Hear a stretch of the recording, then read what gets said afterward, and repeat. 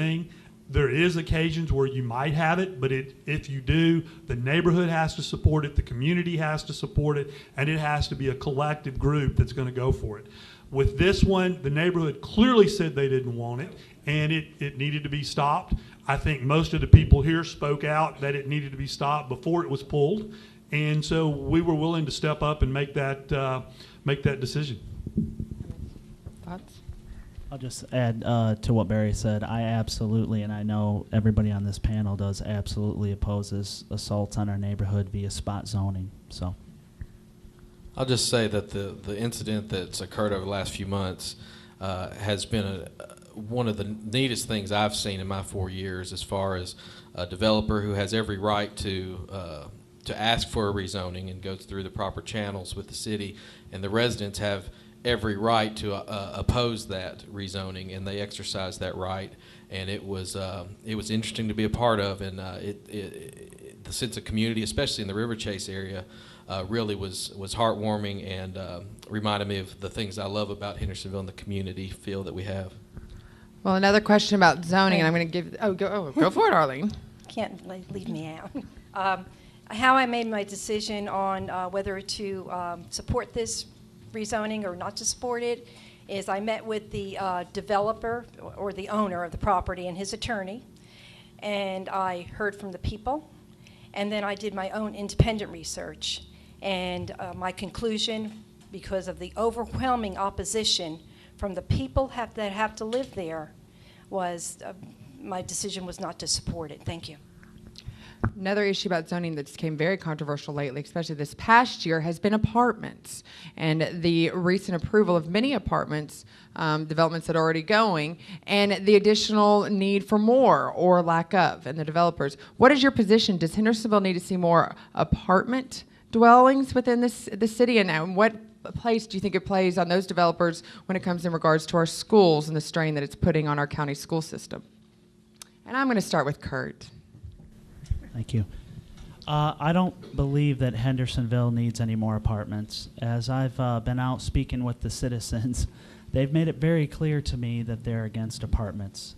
They don't want any more apartments. They believe that the apartments that we have today are adequate for Hendersonville. I think when you start building apartments, you increase, it's really high density living. You increase traffic in and around certain areas, and it's puts stress on our schools. And I think the citizens have spoken, and in the past when these issues have come up, citizens have been very clear on where they stand on apartments. I also do not support more apartments in Hendersonville. I voted against those apartments that are going up behind Target in Glenbrook several years back. It was a 7-6 vote, so you could see how close it was. There was not a mandate for more apartments in Hendersonville because it puts a strain on our school system.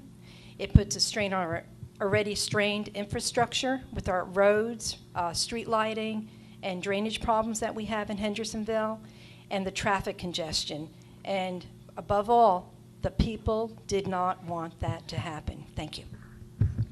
Okay, well, let's talk about growth. I want to start with, let's go with Mr. Stamper. We're going to start with you on this one. The Gallatin recently offered an incentive package to bring Beretta to the city. According to the Tennessean, the incentives were worth $4 million in land and tax waivers, but Gallatin should expect approximately $10 million in local tax benefits as a result of the deal. Was Gallatin right in offering this incentive package to Beretta? Would you support Hendersonville offering a similar package to a company of that size and caliber? Cheesy, I know. I don't know if right. They had the ability to, and they had the means to. So what they did was perfectly legal under the way everything goes. And as Barry mentioned in his opening, it's kind of the sandbox you play in. Coming from a large hotel chain, I know that it wouldn't even be considered to build a new hotel without a nice incentive package. That's the world we live in right now. So would I be willing to consider it? Yes, but it would be weighed against other considerations. If it was going to be an overall win for the city as far as other economic benefits, I think it's something that I'd be dishonest to say I wouldn't consider doing. But as with the TIF that came in before my time on there, that's another one that's kind of similar to that. There's been some mixed information about it, and you know what has been the benefit of it, and has it been worth the $18 million? So there's been a lot of questions. I was not on the board at that time, but if something were like that were to come before me, I certainly would consider those options, because to bring a company of that size in, they're just not going to come without it. That's just the world we live in. I want to pick this one up because that's right in my wheelhouse. I think, and one of the reasons that I am running when people ask me why, is economic development. We have got to bring more good, high-paying jobs to Hendersonville, whether it be in manufacturing like Beretta, whether it be high-end office jobs, to where that we have, 3-story, 4-story, 60, 70,000 square foot office buildings over in Indian Lake. We need more good, high-paying jobs in Hendersonville. We can't keep putting cars owned Vietnam veterans headed south. And so absolutely, with a company that's the quality of Beretta, with that type job, we need to bring it, and that's good economic development. I concur. I concur too, and I would just add that it's been very clear from pretty much everybody I've spoken to that the fact that Beretta has come here, we're all excited about that. I don't think there's anybody that's been like, oh no, Beretta came to Sumner County. And as Barry said, we need high-paying jobs here in Sumner County. We need good office jobs. The retail low-wage jobs are not what people in Hendersonville want. I've been doing a lot of door knocking, like I said, and I hear over and over about different businesses that citizens are unhappy with because they want to see those high-paying jobs. And I think the incentives that we can give legally should be given, because we have to compete with other cities. If we don't offer better incentives than, say, a Gallatin or a Brentwood, then those companies will move there. So that's something the citizens are going to have to decide if that's what they want to do. Thank you. Barry, I'm going to go back to you because you seem so passionate about economic development. When the streets of Indian Lake were first brought, and the first idea of the big commercial development, the retail development we were going to have, everybody was all excited. We were promised big boxes. We were promised all sorts of things. And yet now when you look around the streets of Indian Lake, unfortunately there's more empty spaces than there are filled. Many have even thought that this is the new tax write-off for the parent company that owns them. Should the city take more of an active role in ensuring that we get retail businesses recruited to fill that building that they built out, or what can we do in your opinion? Well, in that commercial real estate is what I do for a living. This is in my wheelhouse too. It's not the city's job at this point to bring more retail here. We're doing a good job. They're coming on their own. We need to be chasing high-quality manufacturing and office jobs right now. The problem with the streets of Indian Lake is that it came on right about the time the economy took a dip, and the big box stores seem to be going to Glenbrook. And so you have the problem, it seems to me, at streets is you don't have the big box retailers to bring the people in that will support all of the smaller retailers, and that's why they are struggling. Had we had the big boxes around it, it would be a whole different story. Unfortunately, those folks are at Glenbrook. And the other issue is that retail is changing. We all shop online now. And big box stores are struggling trying to figure out, are they going to stay in these big box stores? Anybody else want to touch it? Why we have more empty stores over there, and can the city do more to encourage instead of having empty buildings? Well, I think it's a slippery slope if the city gets involved in ways to try to reduce the rent. I think we're seeing effects of capitalism. Indian Lake was built. They've set the lease rates out there, and if businesses want to come and pay the lease rates to be in business there, they will. Yeah, I'd just add, as a representative of Ward 6, which is the ward we are in, there's many options. Indian Lake is not the only game in town. Barry mentioned Glenbrook. We rarely have to leave Glenbrook to take care of all of our shopping needs. from where we live. In New Shackle Island Road, I just got an email today from the chamber that they're starting a business group within the business leaders in that area. So throughout the city, there are pockets of shop. They're going to go out to eat for lunch. They're going to go out to eat for dinner. But most of all, there'll be more people with more disposable income to be able to support the retail that Indian Lake provides. Thank you. Well, now let's bring this back home. Let's bring this actually to City Hall. Let's talk about the annual budget of Hendersonville is approximately $40 million, and we currently have outstanding debt of approximately $11 million. Do you think this is a reasonable debt load for the city? Why or why not? Let's start with you, Kurt. Well, first I would say no. And the reason I would say no is that when we're borrowing money just to keep the lights on, I think that's an issue. I recently had contacted the comptroller's office, and I asked about tax anticipation notes, which the city is currently using. The comptroller told me the first sign of financial distress for a city is the use of tax anticipation notes. As a fiscal conservative, I believe that we should pay as we go, and we shouldn't accumulate debt. We're no different than Washington. There may be extenuating circumstances, but to keep piling on debt when we don't have the money is wrong.